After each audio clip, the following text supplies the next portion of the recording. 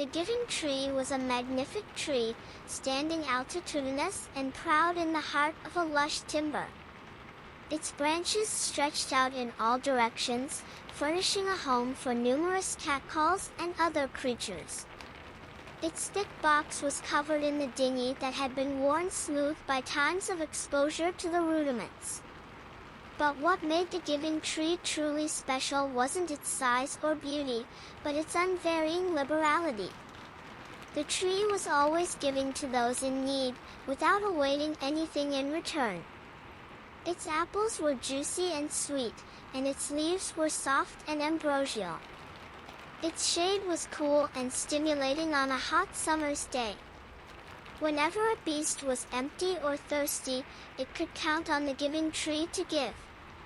Catcalls nested in its branches, squirrels gathered nuts from its branches, and notions collected pollen from its flowers. The timber was a better place because of the giving tree's presence, and all who lived there knew it. But it was not just the creatures who served from the giving tree's kindness. Humans too would come from far and wide to seek sanctum and aliment.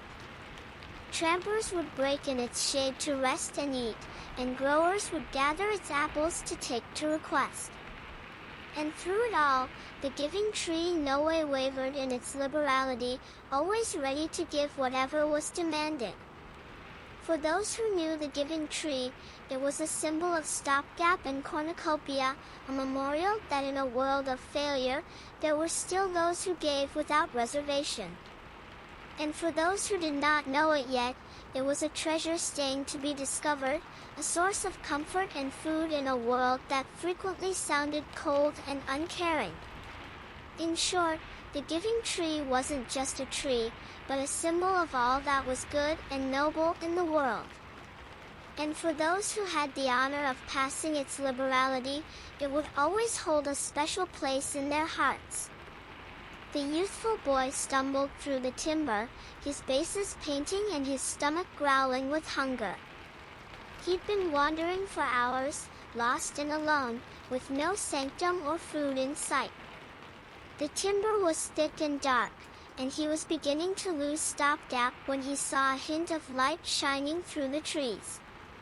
As he drew closer, he saw the source of the light, a magnificent tree, standing altitudinous and proud in the heart of the timber. Its branches stretched out in all directions, and its leaves rustled vocally in the breath.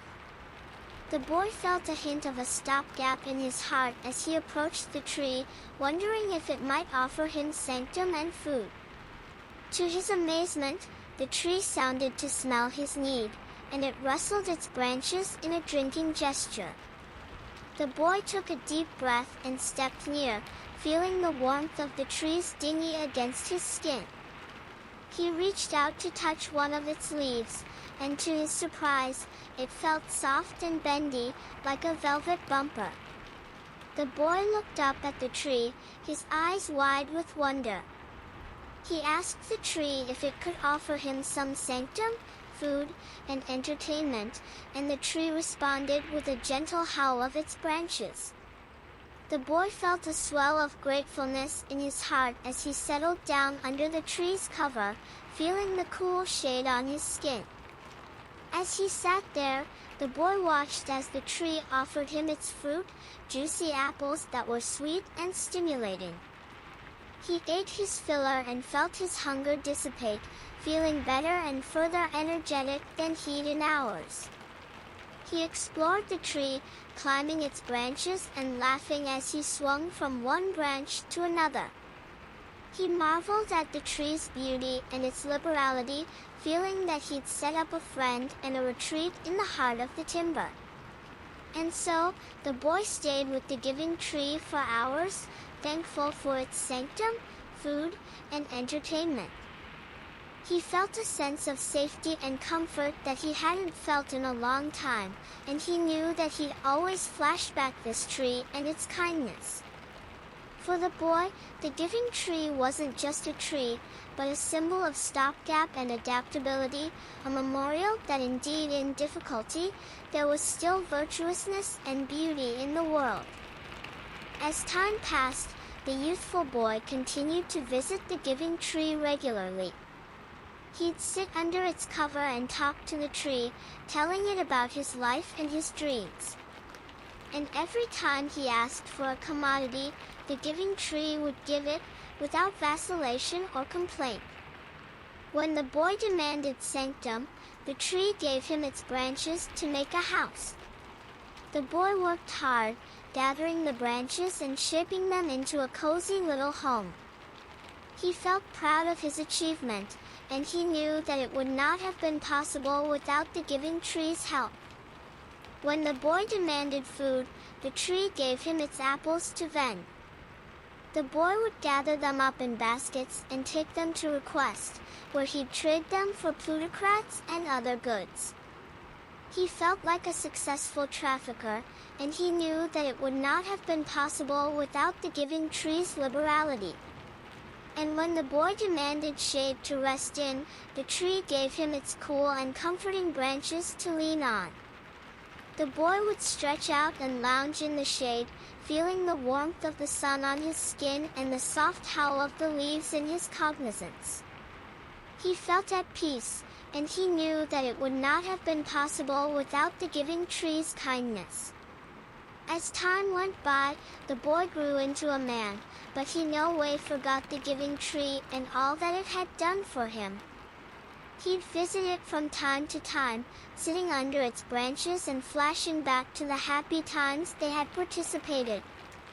And indeed, when the boy was old and Argentine, the giving tree continued to give him everything he demanded. Its branches had grown thick and strong, its leaves had turned a golden shade of unheroic, and its fruit was still as sweet as ever. The man would sit under the tree, feeling thankful for all that it had given him, and he knew that he'd always flash back the giving tree and all that it had done for him. For the giving tree, the man wasn't just a boy or a man, but a symbol of all those who had ever demanded its help. And it would continue to give, without reservation or complaint, for as long as it stood altitudinous in the heart of the timber. As the boy grew up and came to a man, he continued to visit the giving tree. And while he still cherished the tree and all that it had given him, he began to take further and further from it each time he came. When he demanded wood to make a boat, he cut down some of the giving tree's branches. When he demanded plutocrats buy a house, he vented the giving tree's apples. And when he was tired and demanded a place to rest, he'd hash off pieces of the giving tree's box to use as a bench. The giving tree continued to give, indeed, as the man took more and more from it. Its branches grew back, its fruit continued to be sweet and generous, and its leaves rustled vocally in the breath. But as time went on, the tree began to feel a sense of sadness, wondering why the man kept taking from it without ever giving anything back. One day, the man returned to the giving tree, feeling tired and sick from his long trip. He asked the tree for a final gift, the last thing that it could give him. The tree, feeling a sense of sadness and craving, offered the man its box, asking him to take it and use it as he wished. The man cut down the giving tree's box and used it to make a house, feeling proud of his achievement. But as he sat in his new home, he felt a sense of emptiness and loss, wondering why the giving tree had given him so much without ever asking for anything in return. As the man looked out at the timber, he saw the giving tree standing altitudinous and proud, its branches reaching up to the sky. And he knew that he'd taken too much from the tree, that he'd no way truly appreciated all that it had done for him. Feeling a sense of remorse and guilt, the man returned to the giving tree and asked for remission. He apologized for taking so much from the tree without ever giving anything back, and he promised to take better care of the world around him. The giving tree, feeling a sense of happiness and relief, forgave the man and offered him one last gift, a small seedling that would one day grow into a new tree. The man took the seedling and planted it in the ground, feeling a sense of stopgap and renewal. And as he watched the seedling grow into a beautiful new tree, the man felt a sense of gratefulness and modesty, realizing that the topmost gift of all was the love and kindness that he could offer to others. He promised to cherish the giving tree and all that it had tutored him, and he knew that he'd always flash back the assignments of gratefulness, modesty, and kindness that he'd learned under its cover. As the giving tree continued to give and give to the boy, who had now grown into a man, it started to feel empty and alone. Although it had given the man everything he demanded, it no way entered any gratefulness or appreciation in return. The tree started to feel a sense of sadness and emptiness, as it watched the man take further and further from it without ever showing any gratefulness. It wondered why the man kept taking it without ever stopping to thank it for all that it had done. The tree felt like it had lost its purpose in life, and it started to question whether it had made the right decision in giving the man everything he asked for. It felt like it had given too much without ever entering anything in return. As the man came back to the tree more and more, asking for bigger and further elaborate gifts, the tree came weaker and weaker. Its branches grew thinner, its leaves fell off, and its bark started to decay. The tree knew that it had given too much, and it knew that it was time to stop. It had nothing left to give, and it felt like it had been taken advantage of. One day, when the man came back to the tree told him that it had nothing left to give. It had given him everything it had, and it demanded to rest. The man was taken suddenly by the tree's words, and he felt a sense of sadness and remorse. He realized that he'd taken too much from the tree without ever showing any gratefulness, and he knew that he'd made a big mistake.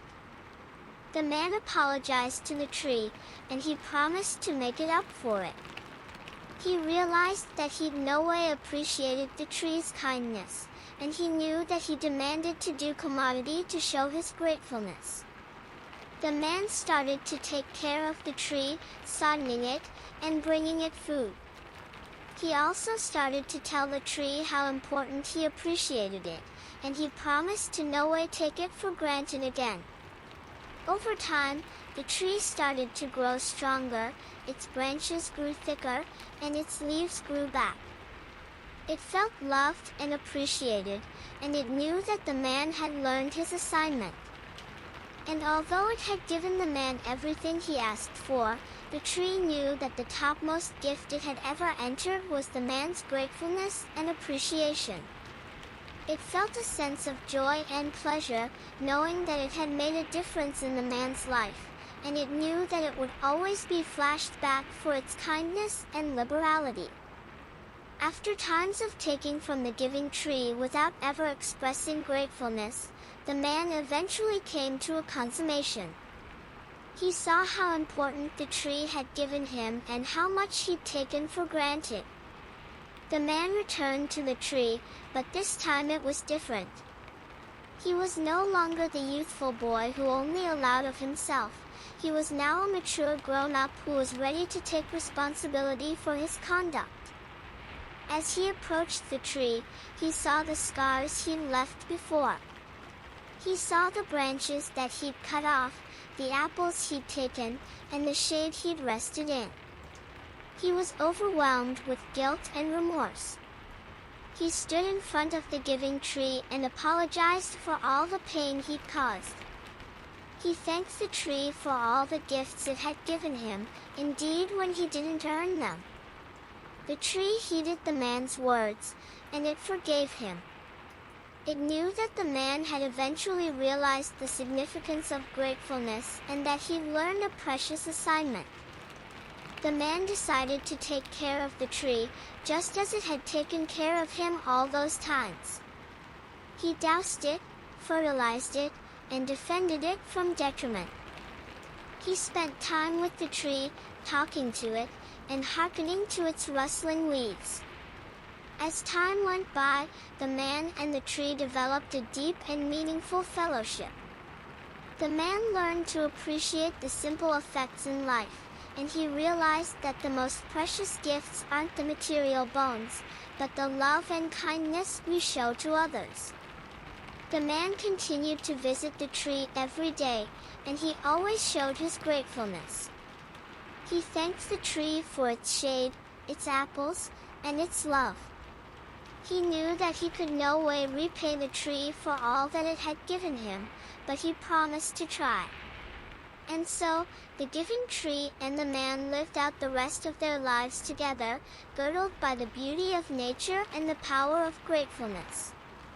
They were a memorial to all those who passed by that the topmost gifts in life aren't the ones we admit, but the bones we give, and the appreciation we show for those who make our lives more. Moved by the man's reason and the gratefulness he showed, the giving tree knew that it had to give its last and utmost precious gift to him. The tree knew that the man would cherish it and use it in a way that would recognize the tree's spirit. With a heavy heart, the tree spoke to the man and said, "My dear friend, I forgive you for all that you have taken from me. Your gratefulness and love have made me whole again. As my final gift to you, I offer you my box. Take it and make a boat. Sail down and discover the prodigies of this world. May you find joy, peace, and pleasure wherever you go." The man was taken suddenly.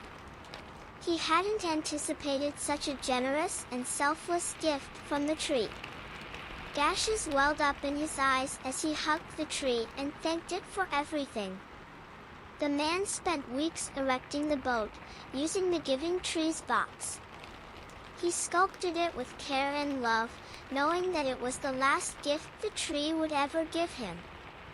Eventually, the boat was ready, and the man set passage. As he sailed down, the man looked back at the tree and smiled. He knew that the tree had given him the topmost gift of all, the gift of freedom, adventure, and a new morning. 4 times, the man sailed across the swell, discovering new lands and meeting new people. He saw the prodigies of nature and the beauty of the world. He was thankful for every moment, knowing that he'd been given a gift that many people never admit. Ultimately, the man returned to the reinforcement, and he went back to the giving tree. He saw that the tree was now just a refuse, but it was still there, still giving, still loving. The man knelt before the tree and murmured, "Thank you, my dear friend. Thank you for giving me the gift of adventure, discovery, and gratefulness. I'll no way forget you, and I'll always be thankful for all that you have done for me." And with those words, the man walked down, knowing that the giving tree's spirit would live on in him, and in all those who learned the power of gratefulness and the gift of giving. The man returned to his life on land, and as he went about his diurnal routines, he noticed a significant change in himself. He set up that he was more apprehensive of the blessings around him, and he started to express gratefulness in all areas of his life. He made it a point to say thank you to his family and musketeers for indeed the lowest gestures of kindness. He also started to show appreciation for the little effects in life, like the evenings, the rain, and the simple pleasures of life. The man learned that gratefulness wasn't just about saying thank you, but also about feeling it in his heart. With this newfound appreciation for life, the man began to see the world in a whole new light. He was filled with a sense of wonder and amazement, and he appreciated all that he had, big or small. The man's gratefulness also extended to his work, where he set up that expressing appreciation made his associates feel valued and inspired. He came known as a person who always had a kind word and a smile, and he made a positive impact on the people around him. The man realized that gratefulness had come a way of life for him. He was no longer taking effects for granted, and he saw the world as an endless source of gifts, openings, and wonder. As the man continued to live his life with gratefulness in his heart, he also made it a point to visit the giving tree regularly. He knew that the tree was no longer there, but he felt its presence, and it reminded him of the significance of giving and being thankful. Whenever he was there, he'd take a moment to close his eyes and feel the energy of the giving tree. He'd express his gratefulness for all that the tree had given him and for the precious assignments it had tutored him. And so, the man continued to live his life with a heart full of gratefulness. He knew that the gift of the giving tree had given him much further than a boat.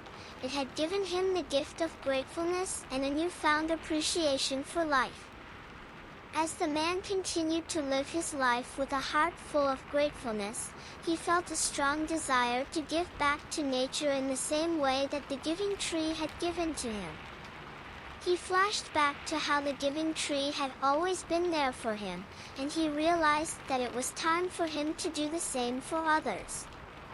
He returned to the timber where the giving tree had formerly stood, and he brought with him a small seedling.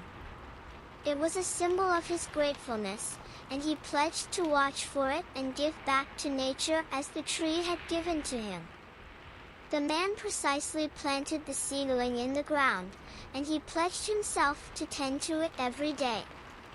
He doused it, pared it, and defended it from the rudiments, just as he'd been watched for by the giving tree.